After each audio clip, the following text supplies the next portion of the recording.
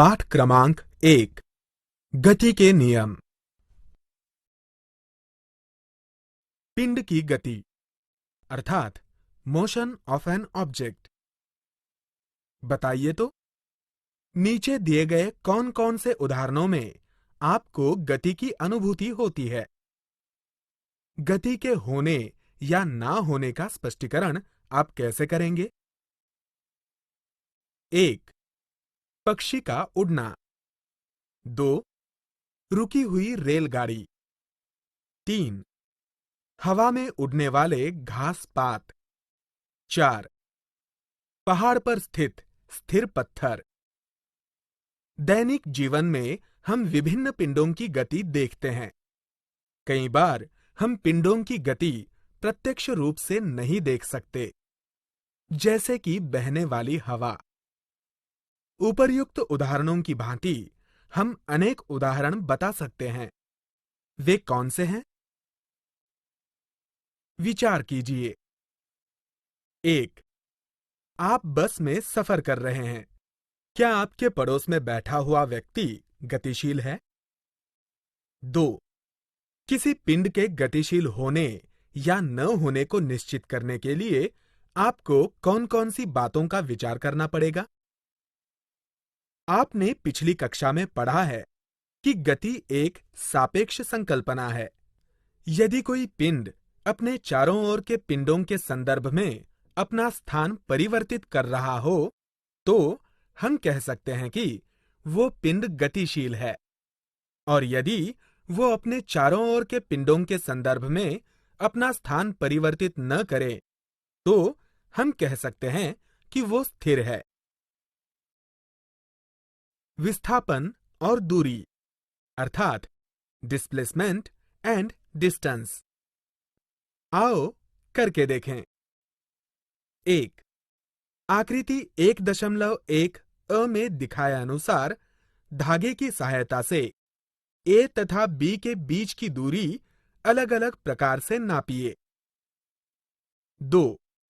अब पुनः ए से बी तक की दूरी सीधी खंडित रेखा द्वारा दर्शाए गए पथ से नापें। आपके मतानुसार किस पथ की नापी हुई दूरी योग्य है? क्यों? थोड़ा सोचिए। 1. शीतल विद्यालय जाते समय अपनी सहेली संगीता के घर जाकर फिर विद्यालय गई। आकृति 1.1 आ देखिए। 2. लेकिन प्रशांत सीधे विद्यालय गया। यदि दोनों एक समान चाल से चले हों, तो कौन कम समय में विद्यालय पहुंचेगा? क्यों? क्या उपर्युक्त उदाहरण में प्रत्यक्ष तय की गई दूरी और यथार्थ दूरी में अंतर होगा? क्यों? दूरी का अर्थ दो बिंदुओं के बीच गतिशील रहने पर पिंड द्वारा प्रत्यक्ष रूप से तय किया गया पथ है। विस्थापन का अर्थ गतिशीलता के प्रारंभ और अंतिम बिंदु के बीच की सबसे कम दूरी है। थोड़ा सोचिए। 1. आकृति 1.2 अ में दर्शाए अनुसार स्वराली हर दिन प्रातः 100 मीटर त्रिज्या वाले वृत्ताकार मैदान के किनारे पर चक्कर लगाती है। बिंदु ए से चलने की शुरुआत करके एक चक्कर पूर्ण करने पर उसके द्वारा तय की गई दूरी और उसका विस्थापन कितना होगा? 2. आकृति 1.2 आ में देखिए। अनुसार यदि एक गाड़ी बिंदु P से निकलकर स्थान Q तक गई और पुनः स्थान P पर वापस आई, तो उसके द्वारा तय की गई दूरी और उसका विस्थापन कितना होगा? किसी पिंड का विस्थापन 0 होने पर भी पिंड द्वारा प्रत्यक्ष रूप से तय की गई दूरी 0 नहीं हो सकती। चाल और वेग अर्थात स्पीड एंड वेलोसिटी। थोड़ा याद कीजिए। 1. सदिश अर्थात वेक्टर्स और अदिश अर्थात स्केलर्स राशि का अर्थ क्या है? 2. दूरी अर्थात डिस्टेंस, चाल अर्थात स्पीड, वेग अर्थात वेलोसिटी, समय अर्थात टाइम, विस्थापन अर्थात डिस्प्लेसमेंट में से सदिश और अदिश राशियां कौन सी हैं? चाल बराबर तय की गई कुल दूरी, हर लगा हुआ कुल समय। किसी पिंड द्वारा इकाई समय में निश्चित दिशा में तय की गई दूरी को वेग अर्थात वेलोसिटी कहते हैं। यहां इकाई समय का अर्थ 1 सेकंड, 1 मिनट, 1 घंटा इत्यादि हो सकता है। बड़ी इकाई द्वारा समय नापने पर 1 वर्ष भी इकाई समय हो सकता है। इकाई समय में होने वाले विस्थापन को वेग कहते हैं। वेग बराबर विस्थापन हर समय। इसे सदैव ध्यान में रखिए। 1. चाल और वेग की इकाइयां समान होती हैं।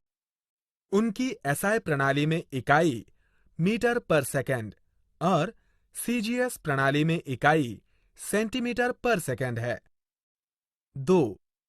चाल दूरी से संबंधित है, तो वेग विस्थापन से संबंधित है। 3. यदि गति सरल रेखा में है, तो चाल और वेग का मान समान होता है, अन्यथा वे अलग अलग हो सकते हैं। इकाई समय में होने वाले विस्थापन को वेग कहते हैं। पिछले उदाहरण में शीतल और संगीता के घरों के बीच की दूरी सरल रेखा में 500 मीटर है। संगीता के घर और विद्यालय की दूरी सरल रेखा में 1200 मीटर है और शीतल के घर और विद्यालय की दूरी सरल रेखा में 1300 मीटर है। यदि शीतल को संगीता के घर जाने के लिए 5 मिनट लगे और वहां से विद्यालय जाने के लिए 24 मिनट लगे, तो शीतल की ए पथ पर चाल बराबर दूरी हर समय बराबर 500 मीटर हर 5 मिनट बराबर 100 मीटर प्रति मिनट। शीतल की बी पथ पर चाल बराबर दूरी हर समय बराबर 1200 मीटर हर 24 मिनट बराबर 50 मीटर प्रति मिनट। शीतल की औसत चाल बराबर कुल दूरी हर कुल समय बराबर 1700 मीटर हर 29 मिनट बराबर 58.6 मीटर प्रति मिनट। शीतल का औसत वेग बराबर प्रत्यक्ष विस्थापन हर समय बराबर 1300 मीटर हर 29 मिनट। शीतल का वेग बराबर 44.83 मीटर प्रति मिनट। चाल और दिशा का वेग पर होने वाला प्रभाव। सचिन मोटरसाइकिल से सफर कर रहा है। सफर करते समय निम्नलिखित प्रसंगों में क्या घटित हुआ बताइए। आकृति 1.3 देखिए। 1. सचिन द्वारा मोटरसाइकिल से सफर करते समय गति की दिशा बदलते हुए मोटरसाइकिल की चाल बढ़ाने या कम करने से वेग पर क्या प्रभाव होगा। 2. क्या सचिन के सफर करते समय किसी मोड़ के आने पर चाल और वेग समान होंगे। सचिन द्वारा मोटरसाइकिल की चाल स्थिर रखकर दिशा बदलने से वेग पर क्या प्रभाव होगा। 3. घुमावदार रास्ते पर मोटरसाइकिल चलाते समय सचिन द्वारा मोटरसाइकिल की चाल और दिशा दोनों परिवर्तित करने से वेग पर क्या प्रभाव होगा। उपर्युक्त प्रसंगों से यह स्पष्ट होता है कि वेग चाल और दिशा दोनों पर निर्भर करता है और वेग आगे दिए अनुसार बदलता है। 1. चाल परिवर्तित करके और दिशा वही रखकर। 2. दिशा परिवर्तित करके और चाल वही रखकर। 3. चाल और गति की दिशा दोनों परिवर्तित करके। इसे सदैव ध्यान में रखिए। चाल का मापन दूरी प्रति समय के अनुसार सर्वप्रथम गैलीलियो ने किया। हवा में ध्वनि का वेग 343.2 मीटर प्रति सेकंड है और प्रकाश का वेग 3 गुना 10⁸ मीटर प्रति सेकंड है। पृथ्वी की सूर्य से परितः परिभ्रमण करने की चाल 29,770 मीटर प्रति सेकंड है। त्वरण अर्थात एक्सेलरेशन। आओ करके देखें। 1 मीटर लंबाई वाली एक पनारी अर्थात नली लो। 2 आकृति 1.4 के अनुसार पनारी का एक सिरा जमीन पर टिकाकर उसका दूसरा सिरा जमीन से कुछ ऊंचाई पर हाथ से पकड़ें। 3 एक छोटी गेंद लेकर उसे पनारी के ऊंचे भाग की ओर से छोड़ दें। 4 गेंद के नीचे आते समय उसके वेग का अवलोकन करें। 5 क्या गेंद के ऊपर से नीचे आते समय उसका वेग सभी स्थानों पर समान था? 6 प्रारंभ में, बीच में और जमीन के पास आते समय वेग कैसे बदलता है उसका अवलोकन करें। बचपन में आप सभी फिसल पट्टी पर खेले होंगे। फिसल पट्टी से फिसलते समय प्रारंभ में वेग कम होता है, बीच में वो बढ़ता है और अंत में वो कम होकर 0 हो जाता है। ये हमें पता है। इस वेग परिवर्तन की दर को ही हम त्वरण कहते हैं। त्वरण बराबर वेग में परिवर्तन हर समय। यदि प्रारंभिक वेग u समय t के पश्चात बदलकर अंतिम वेग v हो जाता है, तो त्वरण बराबर a बराबर अंतिम वेग ऋण प्रारंभिक वेग हर समय। इसलिए a बराबर v ऋण u हर t। इसे सदैव ध्यान में रखें। 1 यदि समान समय में वेग में समान परिवर्तन होता है तो एक समान त्वरण होता है। 2 यदि समान समय में वेग में असमान परिवर्तन होता है तो असमान त्वरण होता है। यदि कोई गतिशील पिंड निश्चित समय में वेग बदलता है तो उस पिंड की गति को त्वरित गति कहते हैं। गतिशील पिंड में 2 प्रकार के त्वरण हो सकते हैं। 1 जब गति की शुरुआत होते समय पिंड विराम अवस्था में होता है, तब पिंड का प्रारंभिक वेग कितना होता है? 2 जब गति के अंत में पिंड विराम अवस्था में आता है, तब उसका अंतिम वेग कितना होगा? धनात्मक, ऋणात्मक और 0 त्वरण। धनात्मक, ऋणात्मक और 0 त्वरण।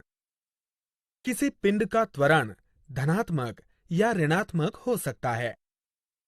जब किसी पिंड का वेग बढ़ता है, तब त्वरण धनात्मक होता है। यहां त्वरण वेग की दिशा में होता है। जब किसी वस्तु का वेग कम होता है, तब त्वरण ऋणात्मक होता है। ऋणात्मक त्वरण को अवत्वरण या मंदन अर्थात डिसेलेरेशन कहते हैं। ये वेग की विपरीत दिशा में होता है। वेग स्थिर रहने पर त्वरण 0 होता है। एक समान गति के लिए दूरी समय आलेख। नीचे दी गई तालिका में एक गाड़ी द्वारा निश्चित दिशा में तय की गई दूरी दी गई है। तालिका के अनुसार समय x अक्ष पर तथा दूरी y अक्ष पर लेकर आकृति 1.5 में आलेख बनाइए। क्या दूरी और समय के बीच समानुपात का संबंध आलेख द्वारा स्पष्ट होता है?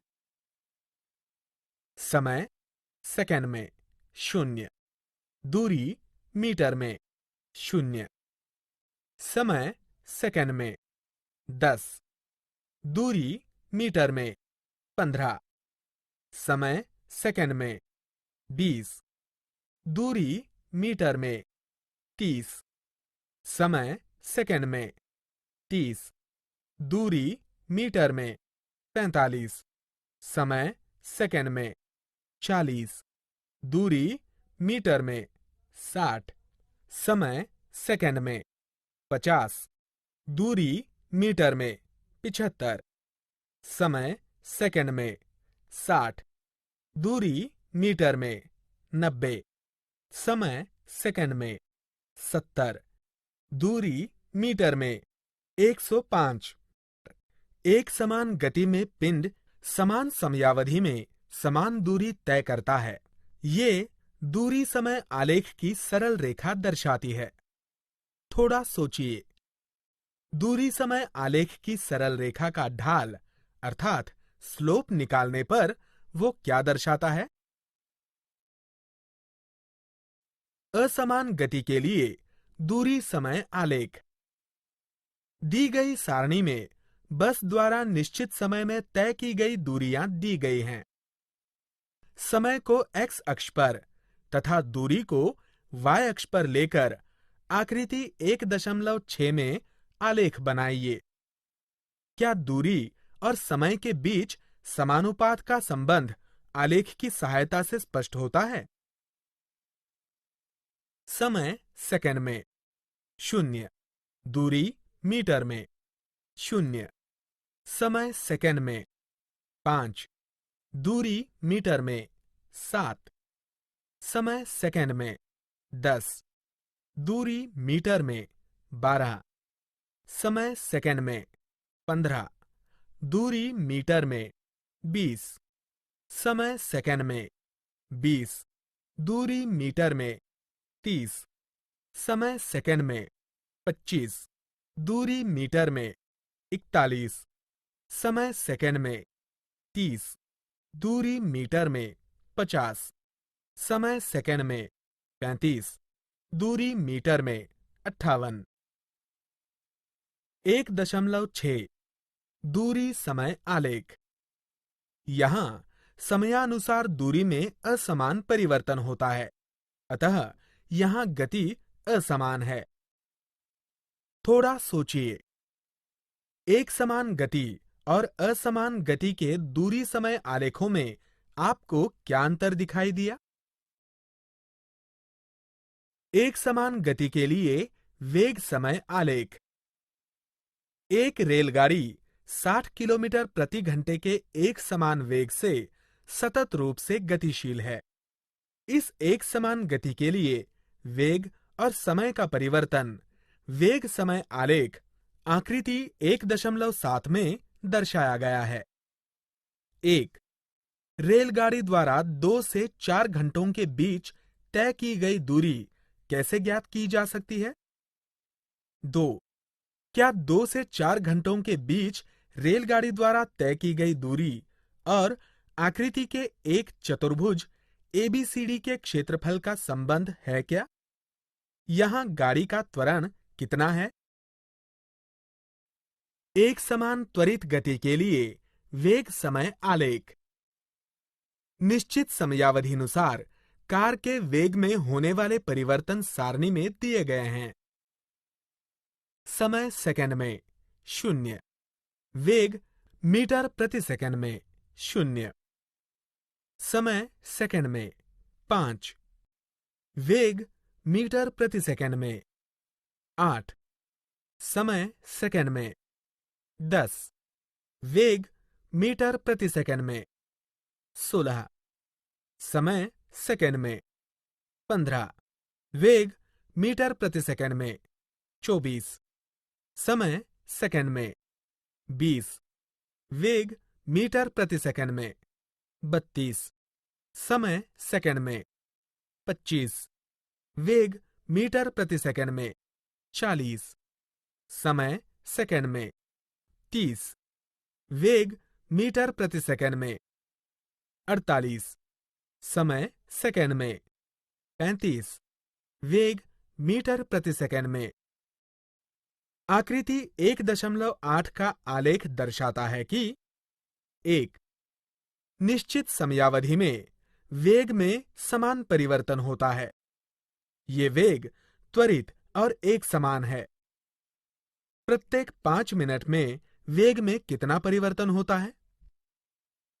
2. सभी एक समान त्वरित गति के लिए वेग समय आलेख सरल रेखा होता है। 3. असमान त्वरित गति के लिए वेग समय आलेख समयानुसार त्वरण में होने वाले परिवर्तन के अनुसार किसी भी आकार का हो सकता है। आकृति 1.8 के आलेख की सहायता से कार द्वारा 10 सेकंड से 20 सेकंड की समयावधि के बीच तय की गई दूरी हम रेलगाड़ी के पिछले उदाहरण की तरह ज्ञात कर सकते हैं, लेकिन यहाँ कार का वेग स्थिर न रहकर एक समान त्वरण के कारण सतत रूप से परिवर्तित हो रहा है। ऐसे समय हम दी गई समयावधि के बीच कार के औसत वेग का उपयोग करके कार द्वारा तय की गई दूरी ज्ञात कर सकते हैं। आलेख द्वारा दिखाई देता है कि कार का औसत वेग 32-16 हर 2 बराबर 24 मीटर प्रति सेकंड है। इसे दी गई समयावधि अर्थात 10 सेकंड से गुणा करने पर कार द्वारा तय की गई दूरी प्राप्त होती है। दूरी बराबर 24 मीटर प्रति सेकंड गुणा 10 सेकंड बराबर 240 मीटर। पिछले उदाहरण की तरह कार द्वारा तय की गई दूरी चतुर्भुज ABCD के क्षेत्रफल के बराबर होगी। इसकी पड़ताल करके देखिए। क्षेत्रफल चतुर्भुज ABCD बराबर क्षेत्रफल चतुर्भुज AECD धन क्षेत्रफल त्रिभुज ABE। आलेख पद्धति द्वारा गति संबंधी समीकरण। Equations of motion using graphical method. Newton ने पिंड की गति का अध्ययन किया और बाद में गति संबंधी 3 समीकरण का समुच्चय प्रतिपादित किया। एक रेखा में गतिशील पिंड के विस्थापन, वेग, त्वरण और समय में संबंध इन समीकरणों द्वारा स्थापित किया गया है। एक पिंड प्रारंभ में u वेग से सरल रेखा में गतिशील है। t समय के अंतर्गत उसमें a त्वरण निर्माण होने से वो अंतिम वेग v प्राप्त करता है और उसका विस्थापन s है। तो 3 समीकरणों का समुच्चय इस प्रकार दे सकते हैं। v बराबर u धन at, ये वेग समय संबंध दर्शाता है। s बराबर ut धन 1 हर 2 at वर्ग, ये विस्थापन समय संबंध दर्शाता है। v वर्ग बराबर u वर्ग धन 2as, ये विस्थापन वेग संबंध दर्शाता है। हम देखेंगे कि ये समीकरण आलेख पद्धति से कैसे प्राप्त। वेग समय संबंध का समीकरण। एक समान त्वरित वेग से गतिमान पिंड के वेग में समयानुसार होने वाला परिवर्तन आकृति 1.9 में आलेख की सहायता से दर्शाया गया है। पिंड आलेख के बिंदु D से गतिशील होता है। समयानुसार पिंड का वेग बढ़ता जाता है और समय t के पश्चात पिंड आलेख के बिंदु B तक पहुंचता है। पिंड का प्रारंभिक वेग बराबर u बराबर OD। पिंड का अंतिम वेग बराबर v बराबर OC। कालावधि बराबर t बराबर OE। बिंदु B से y अक्ष के समांतर रेखा खींचे। वो x अक्ष को बिंदु E पर प्रतिच्छेदित करती है। बिंदु D से x अक्ष के समांतर रेखा खींचे। वो रेखा BE को बिंदु A पर प्रतिच्छेदित करती है। त्वरण A बराबर पिंड का अंतिम वेग हर समय बराबर अंतिम वेग ऋण प्रारंभिक वेग हर समय बराबर OC ऋण OD हर t बराबर CD बराबर AT। इसे हम समीकरण 1 कहेंगे, कारण OC ऋण OD बराबर CD। आलेख के अनुसार BE बराबर BA धन AE, इसलिए V बराबर CD धन OD, कारण AB बराबर CD और AE बराबर OD, इसलिए V बराबर AT धन U। समीकरण 1 से, इसलिए V बराबर U धन AT। ये गति संबंधी पहला नियम है। विस्थापन समय संबंध का समीकरण। माना किसी पिंड ने एक समान त्वरण A के अनुसार समय t में दूरी s तय की है।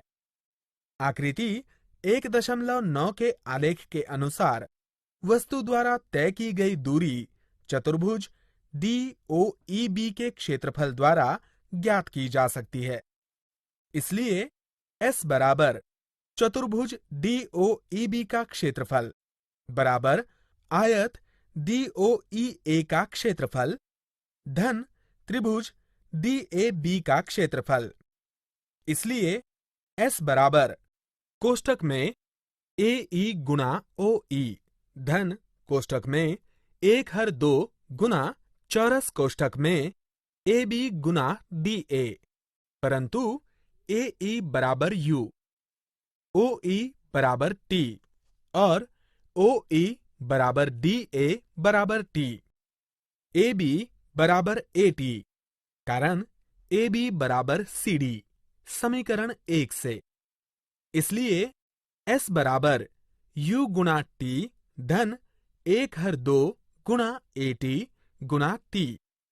इसलिए गति संबंधी दूसरा समीकरण S बराबर UT धन 1/2 AT वर्ग है। विस्थापन वेग संबंध का समीकरण। आकृति 1.9 के आलेख से पिंड द्वारा तय की गई दूरी चतुर्भुज DOEB के क्षेत्रफल द्वारा ज्ञात की जा सकती है। यह हम देख चुके हैं, चूंकि चतुर्भुज DOEB एक समलंब चतुर्भुज है। अतः समलंब चतुर्भुज के सूत्र का उपयोग करके हम पिंड द्वारा तय की गई दूरी ज्ञात कर सकते हैं। इसलिए S बराबर समलंब चतुर्भुज DOEB का क्षेत्रफल। इसलिए S बराबर 1/2 गुना समांतर भुजाओं की लंबाइयों का योगफल गुना समांतर भुजाओं के बीच की लंब दूरी। इसलिए S बराबर 1/2 गुना कोष्ठक में OD धन BE गुना OE, परंतु OD बराबर U, BE बराबर V और OE बराबर T। इसलिए S बराबर 1/2 गुना कोष्ठक में U धन V गुना T। इसे हम समीकरण 2 कहेंगे, परंतु A बराबर V ऋण U हर T। इसलिए T बराबर V ऋण U हर A। इसे हम समीकरण 3 कहेंगे। इसलिए S बराबर 1/2 गुना कोष्ठक में U धन V गुना V ऋण U हर A। इसलिए S बराबर कोष्ठक में V धन U गुणा कोष्ठक में V ऋण U हर 2A।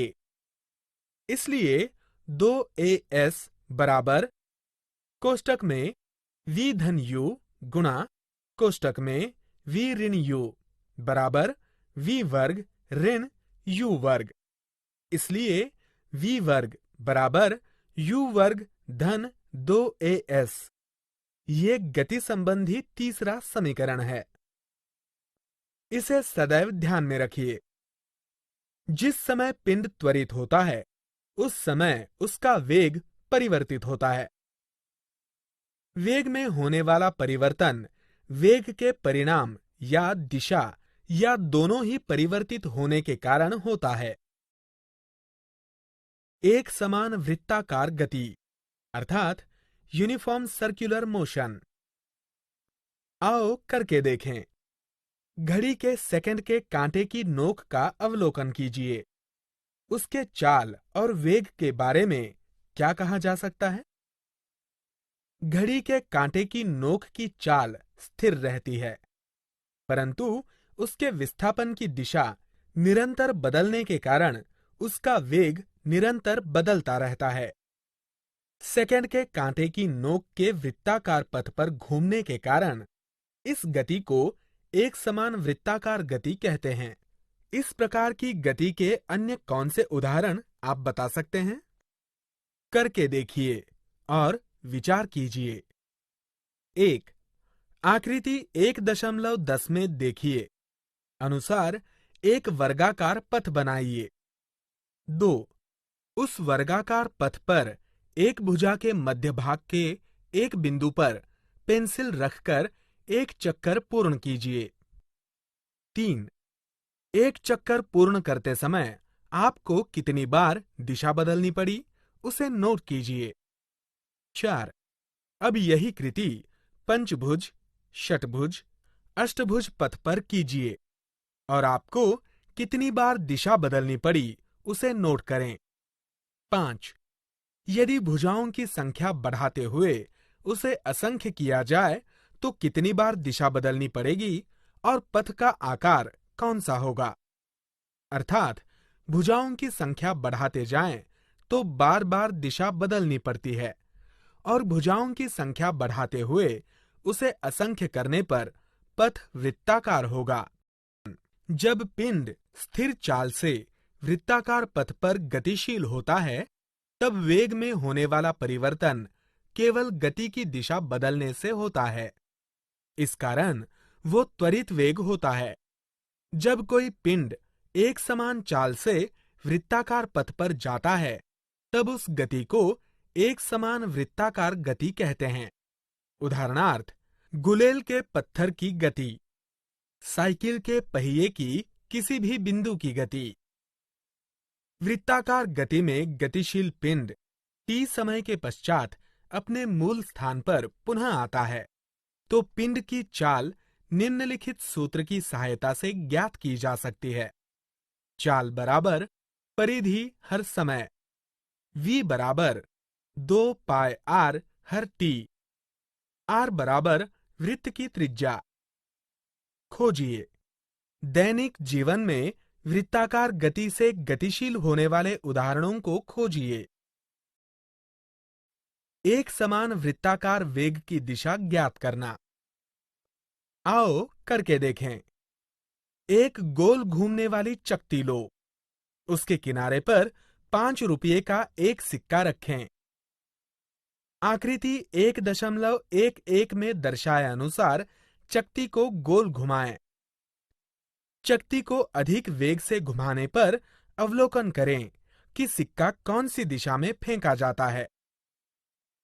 चकती पर सिक्का विभिन्न स्थानों पर रखकर इस कृति को पुनः पुनः करें और निरीक्षण करें कि प्रत्येक बार सिक्का कौन सी दिशा में फेंका जाता है।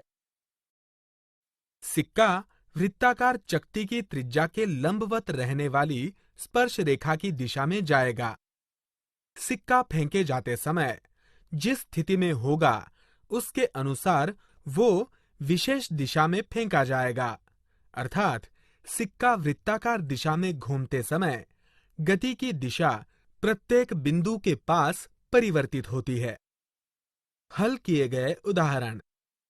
उदाहरण 1। एक खिलाड़ी वृत्ताकार मार्ग पर दौड़ते समय 25 सेकंड में 400 मीटर दूरी दौड़कर पुनः प्रारंभिक स्थान पर वापस आता है। उसकी औसत चाल और औसत वेग कितना होगा? दत्त। तय की गई कुल दूरी बराबर 400 मीटर, कुल विस्थापन बराबर 0 मीटर। उसके पुनः प्रारंभिक स्थान पर आने के कारण लगा हुआ कुल समय बराबर 25 सेकंड। औसत चाल बराबर कितना? औसत वेग बराबर कितना? औसत चाल बराबर तय की गई कुल दूरी हर लगा हुआ कुल समय बराबर 400 हर 25 बराबर 16 मीटर प्रति सेकंड।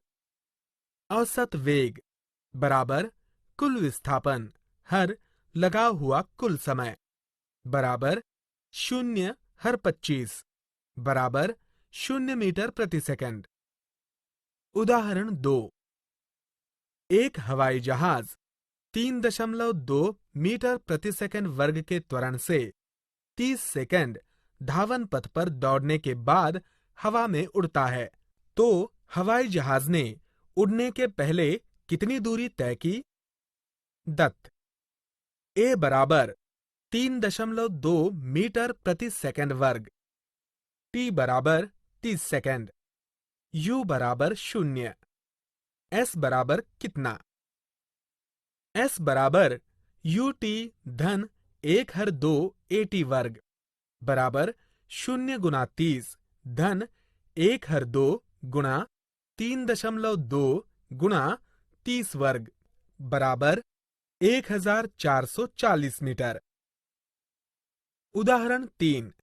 एक कंगारू की क्षितिज के लंब दिशा में 2.5 मीटर ऊंची छलांग मारने की क्षमता होने पर उस कंगारू की हवा में छलांग मारने की चाल कितनी होगी? दत्त। ए बराबर 9.8 मीटर प्रति सेकंड वर्ग, एस बराबर 2.5 मीटर, वी बराबर 0, यू बराबर कितना? वी वर्ग बराबर यू वर्ग धन 2AS, 0 वर्ग बराबर यू वर्ग धन 2 गुणा कोष्टक में ऋण 9.8 गुणा कोष्टक में 2.5। त्वरण वेग की विपरीत दिशा में होने के कारण ऋण चिन्ह का उपयोग किया है। 0 बराबर यू वर्ग ऋण 49, यू वर्ग बराबर 49, यू बराबर 7 मीटर प्रति सेकंड। उदाहरण 4।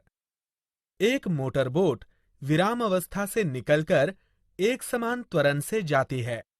यदि वो 5 सेकंड में 15 मीटर प्रति सेकंड का वेग प्राप्त करती है, तो निर्मित त्वरण और दिए गए समय में तय की गई दूरी कितनी होगी? दत्त। प्रारंभिक वेग u बराबर 0 मीटर प्रति सेकंड, अंतिम वेग v बराबर 15 मीटर प्रति सेकंड, कुल समय t बराबर 5 सेकंड, त्वरण बराबर कितना? गति संबंधी पहले समीकरण से त्वरण बराबर v ऋण u हर t बराबर 15 ऋण 0 हर 5 बराबर 3 मीटर प्रति सेकंड। गति संबंधी दूसरे समीकरण से तय की गई दूरी s बराबर u t धन 1 हर 2 AT वर्ग, s बराबर 0 गुना 5 धन 1 हर 2 3 गुना 5 वर्ग बराबर 0 धन 75 हर 2 बराबर 37.5 मीटर। न्यूटन के गति संबंधी नियम अर्थात न्यूटन्स लॉ ऑफ मोशन। ऐसा क्यों होता होगा? 1.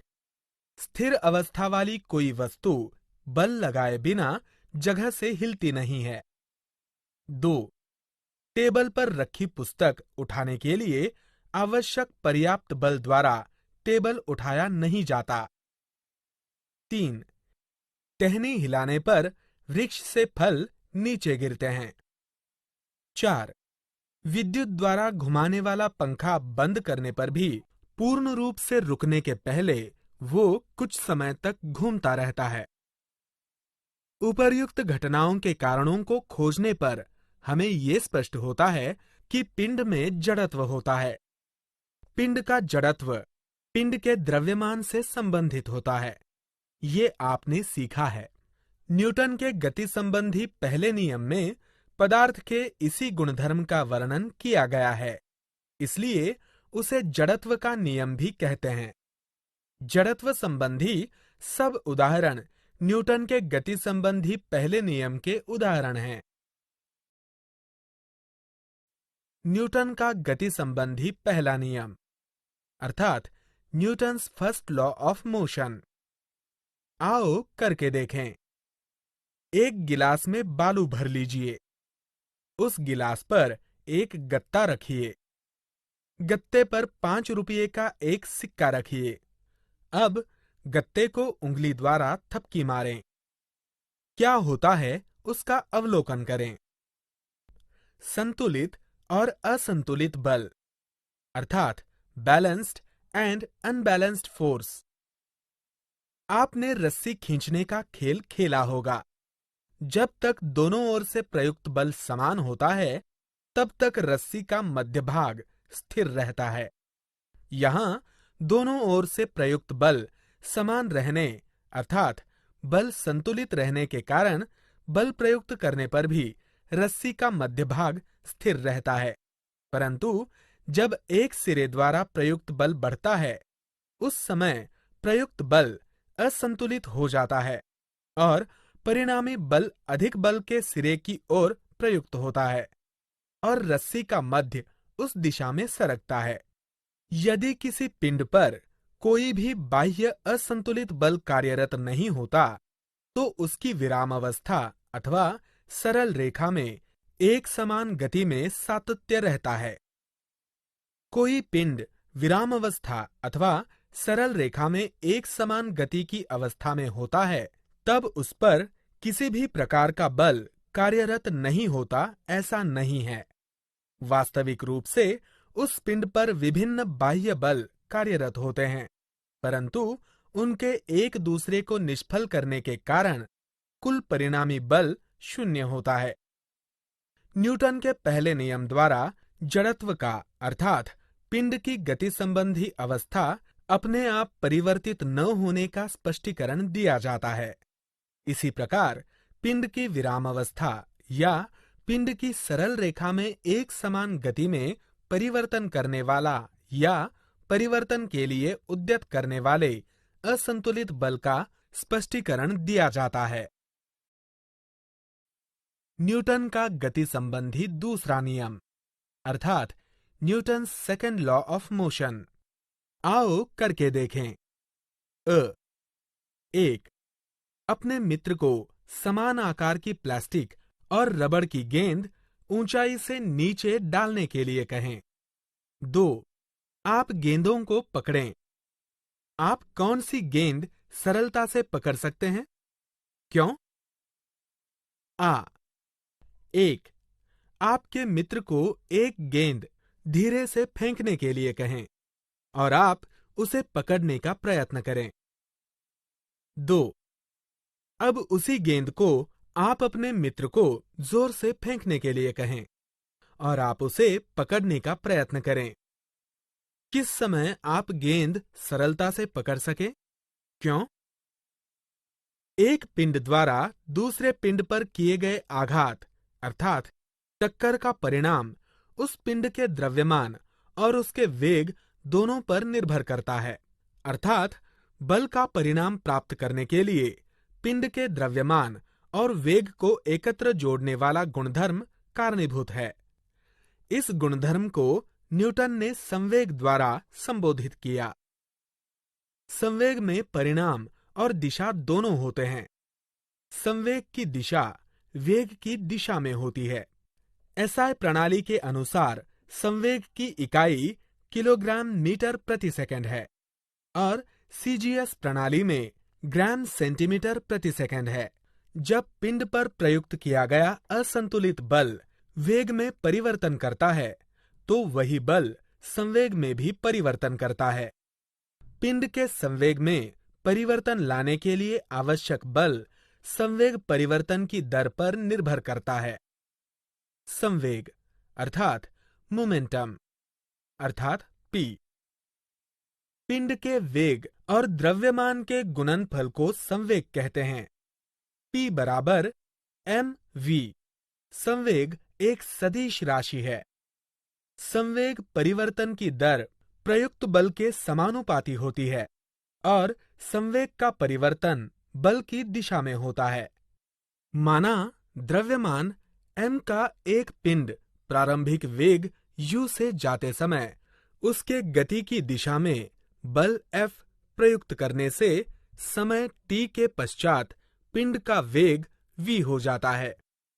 इसलिए पिंड का प्रारंभिक संवेग बराबर mu, समय t के पश्चात पिंड का अंतिम वेग बराबर mv। इसलिए संवेग परिवर्तन की दर बराबर संवेग में होने वाला परिवर्तन हर समय। इसलिए संवेग परिवर्तन की दर बराबर mv ऋण mu हर t बराबर m गुणा कोष्टक में v ऋण u हर t बराबर ma। न्यूटन के गति संबंधी दूसरे नियम के अनुसार संवेग परिवर्तन की दर प्रयुक्त बल के समानुपाती होती है। इसलिए ma समानुपाती F। इसलिए F बराबर kma। k बराबर एक स्थिरांक है, उसका मान 1 है। F बराबर m गुणा a। दो विभिन्न द्रव्यमानों तथा प्रारंभ में विराम अवस्था में स्थित दो पिंडों का विचार कीजिए। दोनों का प्रारंभिक संवेग 0 होगा। माना दोनों पिंडों पर विशेष समयावधि t के लिए निश्चित बल F प्रयुक्त किया। हल्का पिंड भारी पिंड की तुलना में अधिक वेग से जाने लगेगा, परंतु उपर्युक्त सूत्र से स्पष्ट होता है कि दोनों पिंडों की संवेग परिवर्तन की दर लेकिन समान है, अर्थात F होगी, और उनमें होने वाला परिवर्तन भी Ft समान होगा। अतः विभिन्न पिंडों पर समान समयावधि में समान बल प्रयुक्त करने पर संवेग में परिवर्तन समान होता है। SI प्रणाली में बल की इकाई न्यूटन है। Newton N। 1 किलोग्राम द्रव्यमान में 1 मीटर प्रति सेकंड वर्ग का त्वरण उत्पन्न करने वाले बल को एक बल न्यूटन कहते हैं। 1 N बराबर 1 किलोग्राम गुणा 1 मीटर प्रति सेकंड वर्ग। CGS प्रणाली में बल की इकाई डाइन है। डाइन। 1 ग्राम द्रव्यमान में 1 सेंटीमीटर प्रति सेकंड वर्ग का त्वरण उत्पन्न करने वाले बल को एक डाइन कहते हैं। 1 डाइन बराबर 1 ग्राम गुणा 1 सेंटीमीटर प्रति सेकंड वर्ग। थोड़ा सोचिए, ऊंची छलांग मारने वाले मैदानी खेलों में खिलाड़ी जमीन पर बालू की मोटी परत पर गिरें, ऐसी व्यवस्था क्यों की जाती है? न्यूटन का गति संबंधी तीसरा नियम, अर्थात Newton's third law of motion. आओ करके देखें। 1. पीछे की ओर छिद्र वाली प्लास्टिक की एक नाव लीजिए। 2. एक गुब्बारे में हवा भरकर उसे नाव के छिद्र पर लगाओ और नाव को पानी में छोड़िए। जैसे जैसे गुब्बारे की हवा बाहर निकलेगी, वैसे वैसे नाव पर क्या प्रभाव होता है और क्यों? न्यूटन के गति संबंधी पहले दो नियमों से बल और बल के परिणाम की जानकारी मिलती है, परंतु प्रकृति में बल अकेला हो ही नहीं सकता। बल दो पिंडों के बीच की अन्योन्य क्रिया है। बल हमेशा जोड़ी द्वारा ही प्रयुक्त होता है। जब एक पिंड दूसरे पिंड पर बल प्रयुक्त करता है, उसी समय दूसरा पिंड भी पहले पिंड पर बल प्रयुक्त करता है। दो पिंडों के बीच के बल हमेशा समान और विपरीत होते हैं। ये संकल्पना न्यूटन के गति संबंधी तीसरे नियम में प्रतिपादित की गई है। पहले पिंड द्वारा दूसरे पिंड पर प्रयुक्त किए गए बल को प्रतिक्रिया बल कहते हैं। प्रत्येक क्रिया बल के लिए समान परिणाम वाले और उसी समय प्रयुक्त होने वाले प्रतिक्रिया बल का अस्तित्व होता है और उनकी दिशा परस्पर विपरीत होती है। 1. क्रिया और प्रतिक्रिया ये बल को स्पष्ट करने वाली बातें हैं। 2. ये बल जोड़ी द्वारा ही प्रयुक्त होते हैं। बल स्वतंत्र रूप से कभी भी अस्तित्व में नहीं रहता। 3. क्रिया बल और प्रतिक्रिया बल एक ही समय कार्यरत होते हैं। 4. क्रिया और प्रतिक्रिया बल विभिन्न पिंडों पर प्रयुक्त होते हैं। वे एक ही पिंड पर प्रयुक्त नहीं होते। इस कारण ये बल एक दूसरे का प्रभाव नष्ट नहीं कर सकते। थोड़ा सोचिए। 1. बल्ले द्वारा गेंद को मारते समय बल्ले की गति का कम होना। 2. बंदूक से गोली मारते समय बंदूक का अग्निबाण 11, अर्थात 10, रॉकेट का प्रक्षेपण। 9, इन telecommunications, उदाहरणों का स्पष्टीकरण telemedicine, and न्यूटन के तीसरे tele-education. नियम के आधार पर Observation कैसे satellites, करोगे? telecommunications,